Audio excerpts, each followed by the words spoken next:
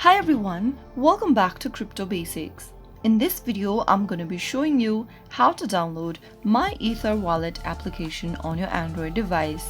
So without wasting much of our time, let's dive into the video. First of all, launch open your Google Play Store. Go to the search box and type in My Ether Wallet. Look for this application that says MEW Crypto Wallet DeFi Web 3 and tap on the install button to start downloading the app on your device. Wait for a couple of minutes and your My Ether Wallet application will be downloaded on Android device. So that's how easy it is. If you found the video to be helpful, go ahead and give us a thumbs up. Don't forget to subscribe to our channel by hitting the subscribe button.